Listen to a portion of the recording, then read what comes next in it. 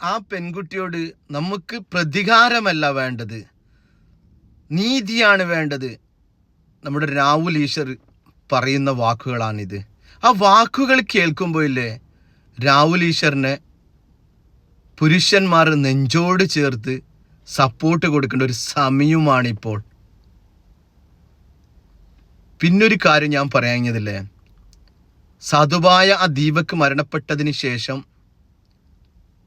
ഏതോ ഒരു തന്തയില്ലായ്മ ചെയ്യുന്ന ചില സ്ത്രീകൾ അങ്ങനെ ചെയ്തിന് നിറഞ്ഞിട്ടുണ്ടല്ലോ. മറ്റുള്ള സ്ത്രീകളെ നമ്മൾ ഒരിക്കലും കുറ്റപ്പെടുത്താൻ പാടില്ല കേട്ടാ. ഇന്ന് നമ്മൾ കണ്ടുകൊണ്ടിരിക്കുന്നത് എന്താണെന്ന് വെച്ചാൽ ഒരുപാട് റീൽസുകൾ അഭിനയിക്കുകയാണ്. എന്തിനു വേണ്ടിയിട്ട്? റീച്ചിന് വേണ്ടിയിട്ട്. അതിൽ ഒരുപാട് സ്ത്രീകളെയും കുറ്റപ്പെടുത്തുന്നു. ചില ബസ്സുകൾ വെച്ചിട്ട് പറഞ്ഞ് ഇതിൽ സ്ത്രീകൾ കയറുന്നില്ല, പുരുഷന്മാർ മാത്രം. എല്ലാ സ്ത്രീകളും നിങ്ങൾ അതിൽ ഉൾപ്പെടുത്തണ്ട കേട്ടോ. ഈ വീഡിയോയിൽ കാണുന്ന അതും ഒരു സ്ത്രീയാണ്, അതും ഒരു അമ്മയാണ്. ഒരു നേരത്തെ ഭക്ഷണത്തിനും വേണ്ടിയിട്ട് റോഡ് സൈഡിൽ കച്ചവടം ചെയ്യുന്ന ആ ഒരു അമ്മനെ നിങ്ങൾ കണ്ടില്ലേ? കച്ചവടമില്ലായിട്ട് വീട്ടിലേക്ക് ഞാൻ എങ്ങനെ വെറും കൈയോടെ മടങ്ങിപ്പോകും എന്ന ഒരു ചിന്ത കൊണ്ട് കരയുകയാണ് അമ്മ. അതൊരു അമ്മയാണ്, കരയുകയാണ്. ആ സമയത്ത് അവരെ സഹായിക്കാനും വേണ്ടിയിട്ട് ഒരു സഹോദരൻ വന്ന് അവരുടെ ആ സാധനങ്ങളെല്ലാം വാങ്ങിച്ച് അവരെ കെട്ടിപ്പിടിക്കുന്നത് ഇത് കാണുമ്പോൾ ഒരുപാട് സന്തോഷം തോന്നിപ്പോയി. എല്ലാ സ്ത്രീകളും, ഞാൻ ഇത് പറഞ്ഞതിൻ്റെ ഉദാഹരണം, എല്ലാ സ്ത്രീകളെയും നമ്മൾ അതിലേക്ക് ഉൾപ്പെടുത്താൻ പാടില്ല. നമുക്കുമുണ്ട് ഒരു അമ്മ, നമുക്കുമുണ്ട് പെങ്ങന്മാർ, നമ്മളെയും പ്രസവിച്ചിരുന്നത് നമ്മളെ ഒരു സ്ത്രീയാണ്. അതും നമ്മൾ മനസ്സിലാക്കണം. എല്ലാവരും നമ്മൾ ഒരിക്കലും കുറ്റപ്പെടുത്താൻ പാടുള്ളതല്ല. ആ സ്ത്രീക്ക് തക്കതായ ശിക്ഷ കൊടുക്കണമെന്നാണ് എല്ലാവരും പറയുന്നുള്ളത്. ആരും എതിർക്കുന്നില്ല, ഒരു മതവും ഇതിൽ എതിർക്കുന്നില്ല. എല്ലാ മതസ്ഥരും ഇതിൽ ചില ആളുകൾ രാഷ്ട്രീയവൽക്കരിക്കാൻ നോക്കുകയാണ്, ചില ആളുകൾ മതത്തിൻ്റെ ഇതാക്കാൻ നോക്കുകയാണ്. അതിനൊന്നും കാര്യമില്ല സുഹൃത്ത്, അതൊന്നും നമ്മളെ കേരളത്തിൽ നടക്കൂല. ഇതിൻ്റെ ശിക്ഷ കൊടുക്കാനും വേണ്ടിയിട്ട് എല്ലാവരും മുന്നിട്ട് നീങ്ങും. ഞാൻ രാഹുൽ ഈശ്വറിന്റെ ആദ്യം തന്നെ ഞങ്ങൾ ദീപകിന്റെ കുടുംബത്തിന് 1 ലക്ഷം രൂപ കൊടുക്കാമെന്നാണ് കരുതിയത്.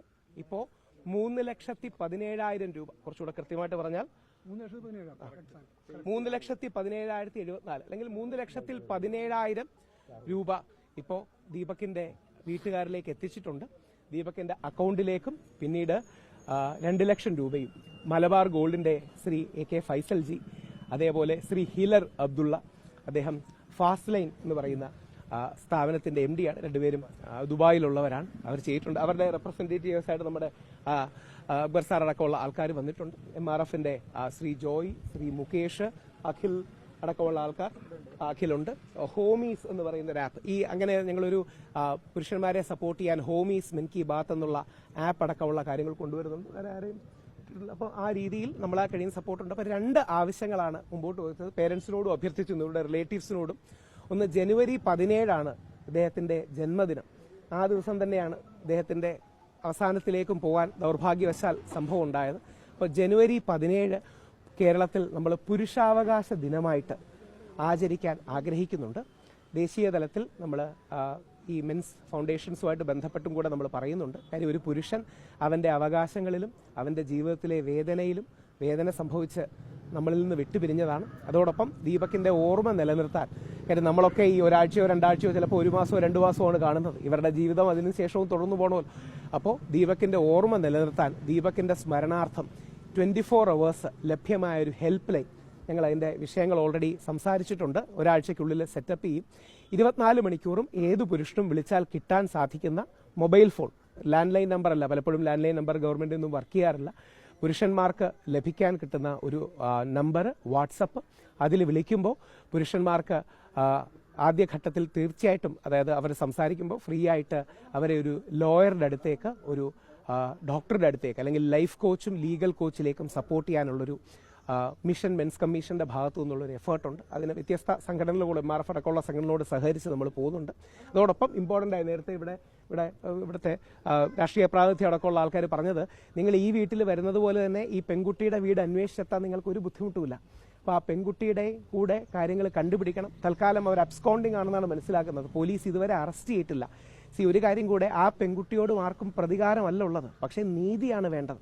ഇപ്പം ചിലപ്പോൾ സോഷ്യൽ മീഡിയ പോസ്റ്റിൽ ചില ആൾക്കാരൊക്കെ വളരെ മോശം കമൻറ്റുകൾ ആ പെൺകുട്ടിക്കെതിരെ ഇടുന്നത് പറ്റും കണ്ടു. അതിനോടൊന്നും ആരും യോജിക്കുന്നില്ല. കാര്യം പ്രതികാരമല്ല നീതി. പക്ഷേ ദീപകിന് നീതി കിട്ടണം, ദീപകിൻ്റെ കുടുംബത്തിന് നീതി കിട്ടണം. ഇന്ത്യൻ നിയമം അനുശാസിക്കുന്ന ആത്മഹത്യാ പ്രേരണയും IT ആക്ടും അടക്കമുള്ള വകുപ്പുകൾ ചുമത്തി ആ പെൺകുട്ടിയെ അറസ്റ്റ് ചെയ്യണം. അത് വേറൊന്നും കൊണ്ടല്ല, അതാണ് നിയമം എന്നുള്ളത് കൊണ്ടാണ്. നാളെ ഏറ്റവും പ്രധാനം, നാളെ വേറൊരാളുടെ കണ്ടന്റിന് വേണ്ടി നമ്മുടെ ജീവിതം അല്ലെങ്കിൽ ഒരു പുരുഷന്റെ ജീവിതം ഇല്ലാതായ, ഞാനിത് പറയുന്ന ഒരു അച്ഛനായിട്ട് കൂടെയാണ്. അതായത് ഞാൻ 2 ആൺകുട്ടികളുടെ അച്ഛനാണ്. ഒന്നാമത്തെ മോന് 9 വയസ്സും രണ്ടാമത്തതിന് 2 അല്ലെങ്കിൽ 3 വയസ്സുമാണ്. നാളെ അവൻ വളർന്നു വരുമ്പോൾ ഇതിനെക്കാട്ടി കൂടുതൽ ഡിജിറ്റൽ മീഡിയ ഉള്ള ലോകമായിരിക്കും.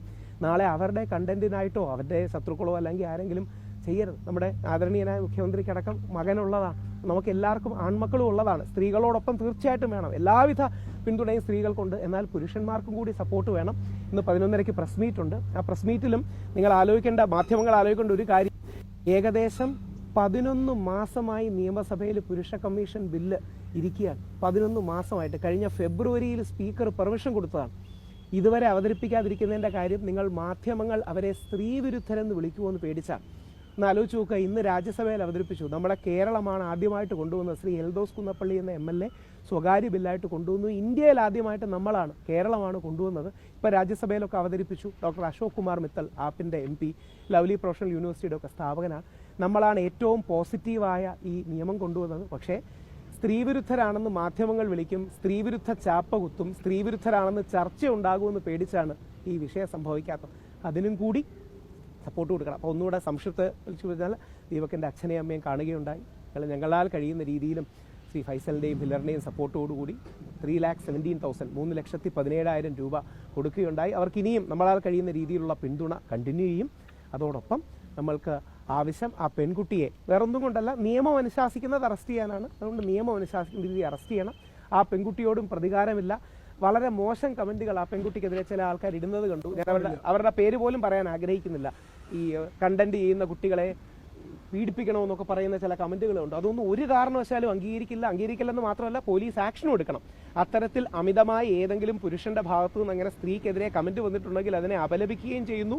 പോലീസ് അതിന് നിയമം എടുക്കണം. തിരിച്ചും അങ്ങോട്ടും ഇങ്ങോട്ടും ചില സ്ത്രീകൾ അങ്ങനെ ഇട്ടു എന്ന് പറയുന്നു, ചില പുരുഷന്മാർ തിരിച്ചിട്ടു എന്ന് പറയുന്നു. രണ്ടും ശരിയല്ല. കാര്യം, പുരുഷനും സ്ത്രീയും സമൂഹത്തിലെ 2 കൈകളാണ്. അവ ഒരുമിച്ച് പ്രവർത്തിക്കേണ്ടതാണ്, പരസ്പര വിരോധത്തിലല്ല. ഈ അവസരത്തിൽ പുരുഷ കമ്മീഷൻ വേണം. ജനുവരി 17 പുരുഷാവകാശ ദിനമായി നമ്മൾ ആചരിക്കും. ദീപകിൻ്റെ സ്മരണ നിലനിർത്താനായി ദീപകിൻ്റെ ജന്മദിനത്തിനും നമ്മളെ വിട്ടുപിരിഞ്ഞ ദിനത്തിനും നമ്മളത് ആചരിക്കും. അതോടൊപ്പം ഒരു ഹെൽപ്പ് ലൈൻ നമ്പർ ഒരാഴ്ചയ്ക്കുള്ളിൽ, എനിക്ക് തോന്നുന്നു നമുക്ക് ഇപ്പോൾ ഓൾറെഡി നമ്മൾ സംസാരിക്കുമ്പോൾ അതിൻ്റെ വർക്ക് തന്നുകൊണ്ടിരിക്കുകയാണ്. അറ്റ്ലീസ്റ്റ് റിപ്പബ്ലിക് ഡേയോ അതിന് ശേഷമെങ്കിലും 24 മണിക്കൂറും ആക്റ്റീവ് ആകുന്ന ഒരു ഹെൽപ്പ് ലൈൻ മൊബൈൽ